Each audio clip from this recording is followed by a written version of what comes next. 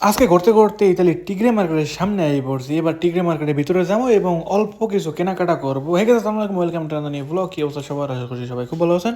আল্লাহর রহমতে আমি অনেক ভালো আছি।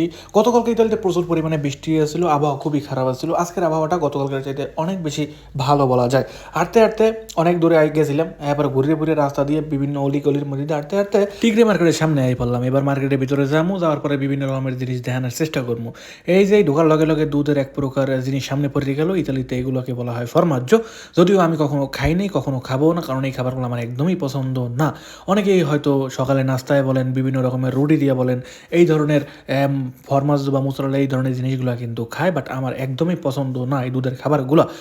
গ্রান্ডাই কেমন জানি আমি সহ্য করতে পারি না। যাই হোক, অনেকের পছন্দ। আসলে মার্কেটের মধ্যে ভিডিও করে কোনোভাবেই এলাও না, বা ভিডিও করলে যারা মার্কেটে কাজ করে ওরা আসলে পছন্দ করে না। কি লিগে পছন্দ করে না, এর সঠিক উত্তর আমি আজ পর্যন্ত পাইনি। যাই হোক, ওদের মার্কেট ওরা ভিডিও করতে দেবে না, এতে আমার কিছু হয় যায় না। আমার মন চায় আমি করবো, না মন চাইলে আমি থামাই দিব।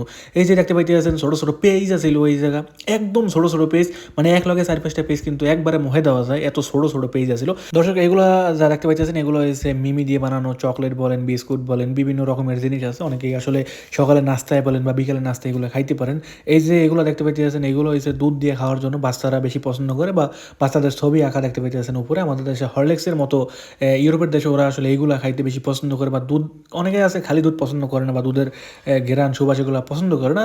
দুধের মধ্যে এগুলো যদি একটু দিয়ে দেয় তাহলে আসলে অন্যরকম একটা সুবাস, অন্যরকম স্বাদ আইয়া পরে, বাচ্চারা খাইতে অনেক বেশি পছন্দ করে। ছোটোবেলাকে প্রায় সময় নেওয়া হয়। এই যে দেখতে পাইতেছেন আছে বিস্কুট, এই জায়গায় বিস্কুটগুলো সবগুলো রেস্টের স্বাদ ভালো বলা যায়। পরবর্তীতে আমি ওই জায়গাতে ওটস নিয়ে নিল দুধ দিয়ে খাওয়ার জন্য, আর এর প্রতি প্যাকেটের দাম হয়েছে 1 ইউরো 90 সেন্ট করে, যেটা সম্ভবত আমাদের দেশি টাকায় 2-2.5 টাকার মধ্যে দাম আসতে পারে। যাই হোক, এই মার্কেটে অনেক সময় আসছিলাম আর এটার মধ্যে থাকবো না, কারণ এটার মধ্যে আমার পক্ষে ভিডিও করা সম্ভব না, বা যতক্ষণ আসছি এতক্ষণ ভিডিও করে দিতে আইতাম তাইলে আসলে সমস্যা হতো, বা ভিডিওটা অনেক বেশি বড় হয়ে যেত। টুকটাক জিনিস দেখাইলাম। আর এই জায়গায় দেখতে পাইতেছেন এক প্যাকেট ওরিও বিস্কুট নিয়ে নিয়েছি ছোটো ভাইয়ের জন্য। ছোটো ভাই এই ক্রিমালা বিস্কুটগুলো অনেক বেশি পছন্দ করে। পরবর্তীতে আমরা মার্কেটে বের হয়ে গেলাম।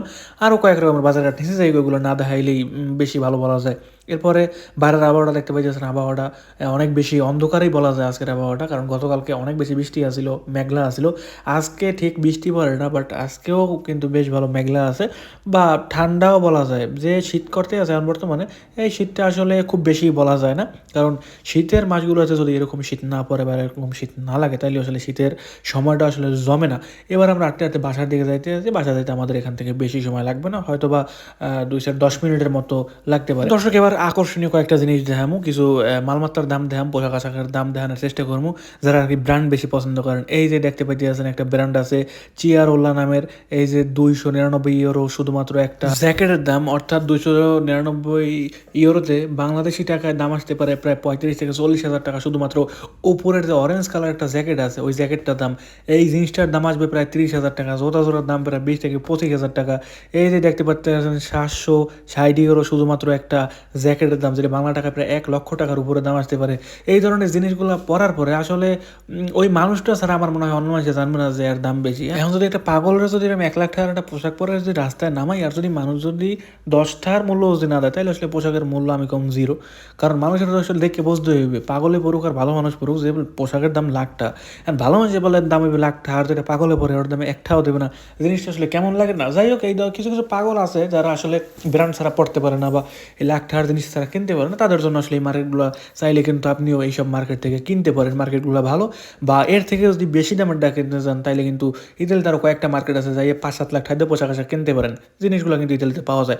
হঠাৎ করে রাস্তার মধ্যে একটা পাখি দেখলাম, ইন্তেকাল করিয়ে আছেন, জানি না পাখিটার কী হয়েছে।